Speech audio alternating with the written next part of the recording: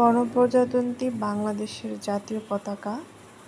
গণপ্রজাতন্ত্রী বাংলাদেশের জাতীয় পতাকা সবুজ ক্ষেত্রের উপরে স্থাপিত এবং রক্ত বর্ণের একটি ভরাট বৃত্ত থাকবে। এটা হচ্ছে গণপ্রজাতন্ত্রী বাংলাদেশের জাতীয় পতাকা। এবং এই পতাকা নির্মাণের কিছু নিয়মাবলী আছে। দৈর্ঘ্য প্রস্থ হচ্ছে 10:6, অর্থাৎ যদি দৈর্ঘ্য 305 সেন্টিমিটার বা 10 ফুট হয়, প্রস্থ হবে 183 সেন্টিমিটার। লাল বৃত্তটির ব্যাসার্ধ পতাকার দৈর্ঘ্যের 5/1 এই লাল বৃত্তটি, এবং পতাকার দৈর্ঘ্যের 20/9 একটি লম্ব খাড়া সরলরেখা টানতে হবে। তারপর প্রস্থের ঠিক অর্ধেক ভাগে দৈর্ঘ্যের সাথে সমান্তরাল করে আরেকটি রেখা টানতে হবে।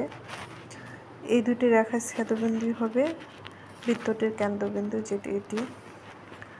ভবনের ব্যবহারের জন্য ভবনের আকার ও আয়তন অনুযায়ী 305 centimetre × 183 centimetre 10×6, 152 centimetre × 91 centimetre 5×3, 76 centimetre এবং 46 সেন্টিমিটার, যেটা 2-এর অর্ধেক এবং 1-এর অর্ধেক গুণ। এই হচ্ছে পতাকা নির্মাণের নিয়মাবলী এবং ভবনের ব্যবহারের জন্য নিয়মাবলী, এবং এটি হচ্ছে বাংলাদেশের জাতীয় পতাকা সম্পর্কে তথ্য।